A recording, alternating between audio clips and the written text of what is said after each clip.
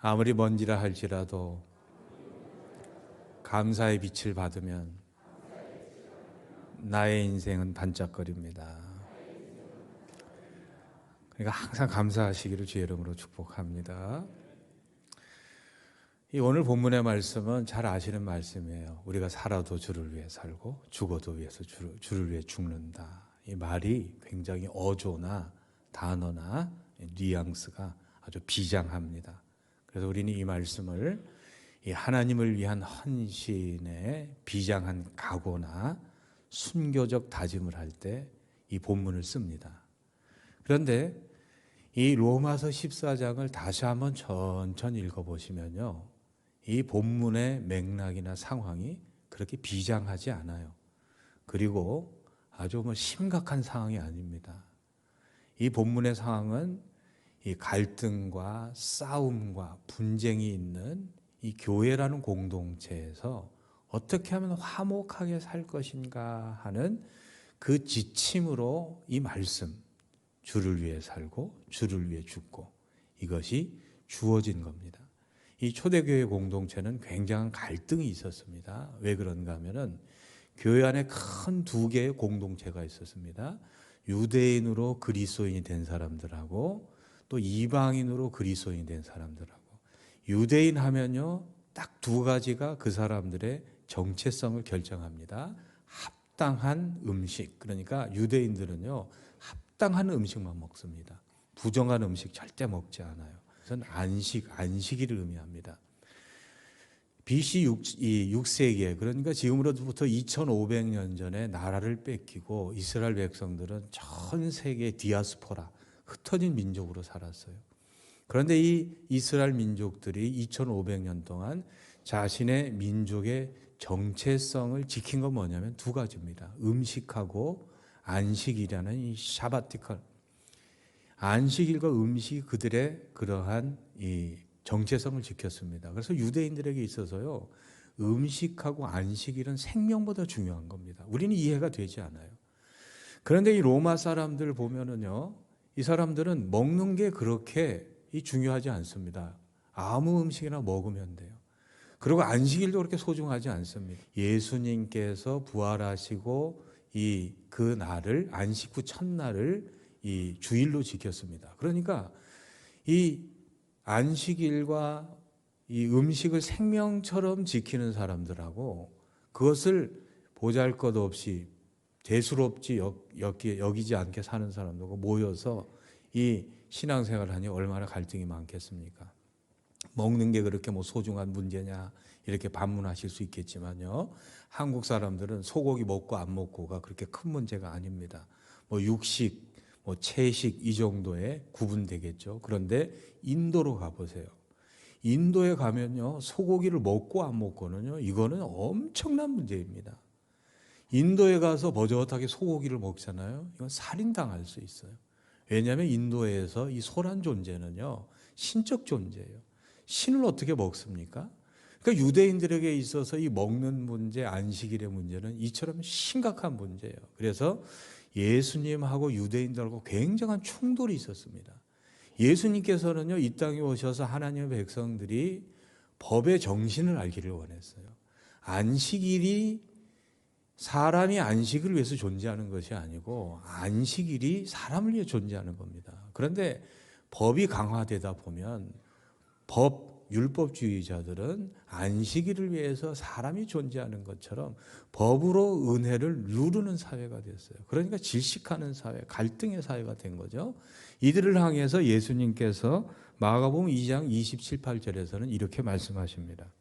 또 이르시되 안식일이 사람을 위하여 있는 것이요 사람이 안식일을 위하여 있는 것이 아니니 이러므로 인자는 안식일에도 주인이니라. 예수님 하나님의 아들이십니다. 그래서 하나님의 아들이 이 땅에 오셨기 때문에 예수님이 안식일의 주인이에요. 그런데 예수님보다, 하나님보다 유대인들은요, 안식일이 더 중요해요. 음식이 더 중요해요. 이 기독교인들 중에서도 그런 분들이 많아요. 하나님 믿고 구원을 받았는데 자기의 신조와 자기의 고집과 자기가 중요하다고 생각하는 것 때문에 오히려 가정과 교회를 분열과 갈등과 고통 속에 몰아가는 사람들이 있어요. 예수님께서 이 유대인들의 그런 어리석음을 깨우쳐주기 위해서 이 마가복음 3장에 가보면 그리고 예수님께서 이렇게 말씀하셔요. 안식일에 선을 행하는 것과 악을 행하는 것, 생명을 구하는 것과 죽이는 것 어느 것이 옳으냐 하시니 그들이 잠잠하거늘 그들의 마음이 완악함을 탄식하사 노하심으로 그들을 둘러보시고 그 사람에게 이르시되 내 손을 내밀라 하시니 내밀매 그 손이 회복되었더라. 바리새인들이 나가서 곧 헤롯 당과 함께 어떻게 하여 예수를 죽일까 의논하니라. 그러니까 유대인들이 왜 하나님의 아들 예수 그리스도를 죽였느냐? 안식일 때문에 죽인 거예요. 음식 때문에 죽인 겁니다. 자기들이 가장 소중하다고 생각하는 절대적인 가치를 예수님께서 그것을 침해하고 침범하는 것처럼 보였기 때문에. 그런데 이 하나님의 그 진정한 가르침, 성서의 가르침은요, 안식일이나 음식은요, 절대적인 위치를 차지하는 게 아닙니다. 그거는 상대적인 거예요. 언제든지 바뀔 수 있는 겁니다. 이러한 이 먹는 문제, 안식일 문제, 인간의 그러한 신조 때문에 첨예한 갈등이 있는 이런 사회 속에서, 교회 속에서 어떻게 하면은 이 화목하고 살 것인가, 그것에 대한 이 하나님의 가르침, 갈등을 어떻게 해소할 것인가, 그것에 대한 가르침이 바로 로마서 14장 8절이에요. 우리가 살아도 주를 위해 살고 죽어도 주를 위해 죽나니 사나 죽으나 우리가 주의 것이로다. 왜 이것이 이 갈등의 해결의 열쇠가 되는가? 이 말씀을 잘 이해하고 돌아가시기를 바랍니다. 여러분, 우리가 살고 죽는 것, 주를 위해서 산다는 건 뭐냐면은 예수 그리스도가 이 땅에서 오셔서 그토록 원하고자 하시는, 이루고자 하시는 그 소원을 우리가 성취해 드리는 것이 바로 예수를 위해 사는 것입니다. 예수님께서 이 땅에 왜 오셨습니까? 인간과 하나님 사이를 화목하게 하기 위해서. 죄로 인해서 파괴된 하나님과의 관계, 그 갈등을 해결하기 위해서 예수 그리스도께서 죄의 값을 치르심으로 말미암아 하나님과 인간 사이에 화목이 이루어진 거예요. 인간과 인간 사이에도 그 예수님께서 모든 죄값을 치렀기 때문에 예수님이 화목제물로 죽으셨기 때문에 화목이 이루어진 겁니다. 그러므로 예수 그리스도를 위해 사는 것은요, 화평을 위해 사는 거예요. 예수를 위해서 죽는다는 것은요, 내가 화목해 할 수만 있다면, 이 민족이 화평케 되는 평화의 민족이 될 수만 있다면 내 생명까지도 걸 수 있는 게 바로 오늘 말씀의 뜻이라는 거예요. 그래서 로마서 14장 17절에 보면 같이 읽어보겠습니다. 하나님의 나라는 먹는 것과 마시는 것이 아니요 오직 성령 안에 있는 의와 평강과 희락이라. 그러니까 교회나 가정이나 이 분쟁과 갈등과 싸움을 해결할 수 있는 건 뭐냐면, 그러니까 예를 들면 이 먹는 문제로 인해서 소고기를 먹고 안 먹고는 먹어도 되고 안 먹어도 되는 거예요. 유대인들은 오징어를 절대 안 먹습니다. 오징어를 먹으면 죽는 줄 알아요. 성경에 비늘이 없는 음식은 먹으면 안 된다. 그러니까. 그런데 하나님에서는 아니라는 거예요. 먹고 마시는 것은 절대적 기준이 아니고 평강하게 사는 것, 화평하게 사는 것. 소고기를 먹고 안 먹고는 그것이 죄도 아니고 또 덕이 세워지는 건 아니지만, 그러니까 내가 먹는 것, 마시는 것, 안식일, 이것은 상대적이고 가변적이고 상황적으로 바뀌는 겁니다. 그럼 절대적인 건 뭐냐? 어떠한 상황에서도 내가 먹어서 화평이 될 것 같으면 먹어야 돼요. 내가 먹어서 화평이 깨질 것 같으면 먹지 말아야 돼요. 내가 안식일을 지켜서 화평을 지켜야 될 것 같으면 안식일을 지켜야 돼요. 이 로마서 14장 8절을 가장 잘 해석하고 똑같은 뜻을 가진 말씀이 고린도전서 10장 31절이에요. 우리 같이 한번 읽어보겠습니다. 그런즉 너희가 먹든지 마시든지 무엇을 하든지 다 하나님의 영광을 위하여 하라. 그러니까 하나님의 영광을 위해 산다는 건 뭐냐면은, 하나님의 백성은 어디를 가든지 하나님의 나라, 평강의 나라, 화목의 나라, 화평의 화목제물로 내가 살아내야 한다는 것입니다. 그래서 예수님께서 살아가신 모습을 보면은요, 어디를 가든지 화목제물이 되셨어요. 예수님이 가신 곳에 언제나 화평이 일어나고 평강이 일어나고 하나님과 인간 사이에, 인간과 인간 사이에 화평이 일어난 것입니다. 우리 마천세계로 모든 교인들은 내가 생명을 걸고 살든지 죽든지 내 가정의 평화를 위해서, 교회의 평화를 위해서, 이민족의 평화를 위해서 사는 하나님을 진정으로 섬기는 참된 믿음의 사람이 되시기를 주의 이름으로 축복합니다. 그럼 예수님께서 사신 화평의 원칙이 뭐냐? 로마서 14장 자세히 읽어보시면 세 가지가 나옵니다. 첫째는 뭐냐면은 사람을 있는 그대로 받아들여줘야 화평하게 살 수 있습니다.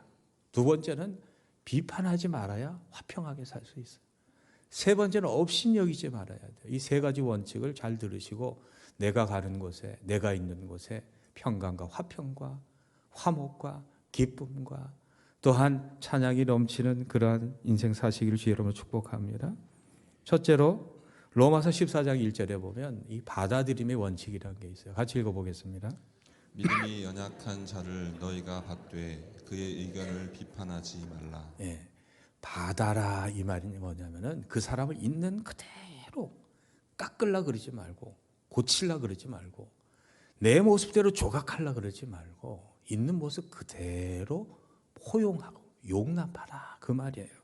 왜 그러냐 하면 로마서 14장 3절에 보면 먹는 자는 먹지 않는 자를 업신여기지 말고 먹지 않는 자는 먹는 자를 비판하지 말라.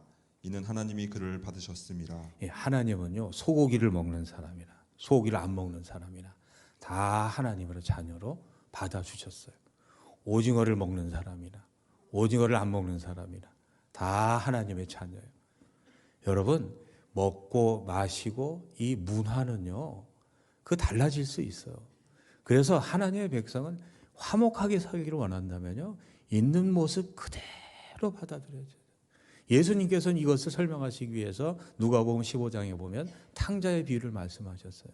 탕자가 얼마나 불효막심한 사람입니까? 얼마나 폐륜합니까? 그 당시의 풍습에 따르면 부모가 돌아가시기 전에 부모의 자녀를 요구하는 것은 부모의 죽음을 재촉하는 신보예요. 정말 불효막심한 겁니다. 그러니까 오늘날에 이 자녀들도요. 부모님 살아생전에 자꾸 부모님 재산 달라고 그러고 보채고 떼쓰고 뭐 그것을 어떻게 좀 뺏어내려고 잘하고 무언의 압력을 가하는 거는요. 그건 대단히 잘못된 겁니다. 우리 부모님들은요. 살아생전에 절대로 부모님, 이 자녀들에게 재산을 넘기지 마십시오. 끝까지 가지고 계시다가 이 탕자가 부모의 그 재산을 받기 위해서 얼마나 부모를 괴롭혔으면 아버지가 줘버렸어요. 그런데 그걸 가지고 제대로 산 게 아니에요. 다 탕진하고 허랑방탕하게 살아가지고 이제는 뭐 이 개보다 못한 인생을 살다가 집으로 돌아왔어요. 기가 막히잖아요. 저 같으면 이놈아 그럴 줄 알았다 이놈아. 부모의 마음에 가슴에 못질하더니 네 인생 잘 됐다 이놈아. 싸다 이놈아. 그럴 텐데 이 아버지는 어떻게 하셨냐면 그 아들을 가슴에 안고 흐느껴 울면서 꼭 안아주셨어요. 그리고 남루한 옷을 다 벗기시고 새 옷을 입히셨어요. 신을 다 벗기고 제일 좋은 신을, 유대인들의 신은요 신분의 회복을 의미합니다. 그리고 반지까지 껴줬어요. 잔치를 벌였어요. 이게 무조건적인 그러한 받아들임이에요.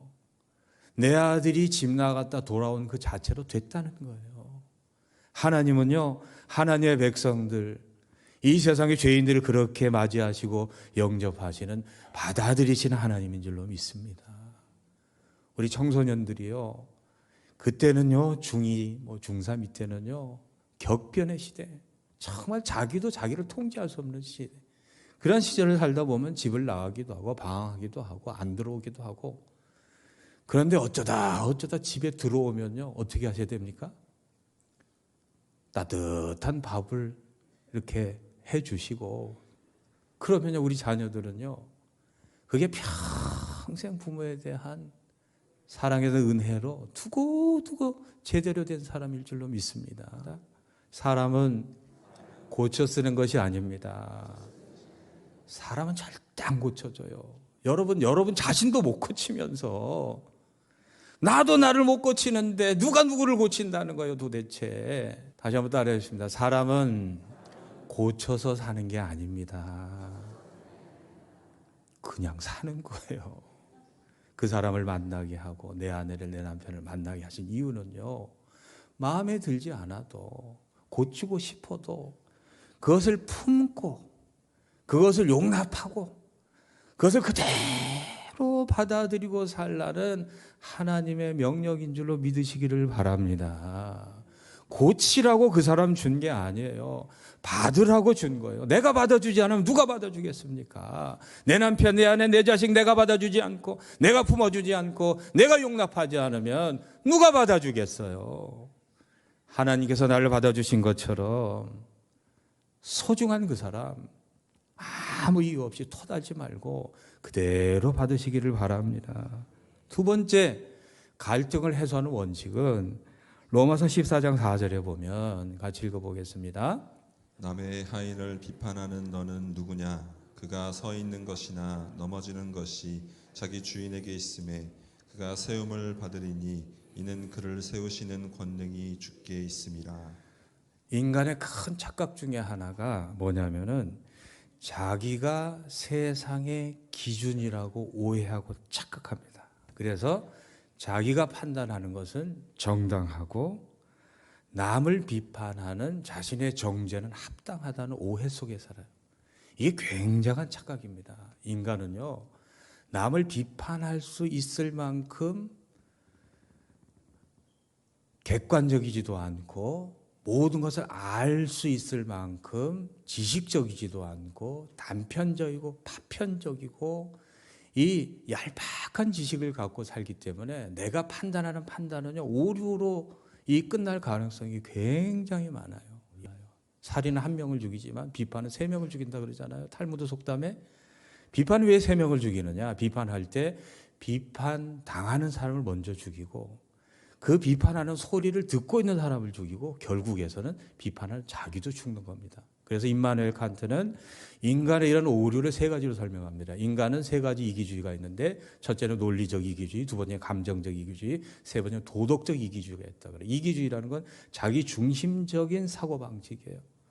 논리적 이기주의라는 건 뭐냐면 인간은 자기의 논리, 자기의 이론은 자기의 판단은 항상 정확하다는 자기 중심적 이기주의에 사로잡혀 있어요.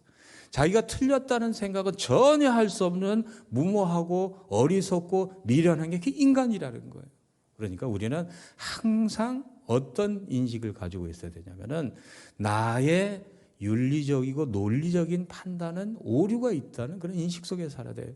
영원한 틀리지 않는 기준을 가지신 분은 하나님 한 분인 줄로 믿습니다. 그래서 예수 중심으로 살아야 돼요.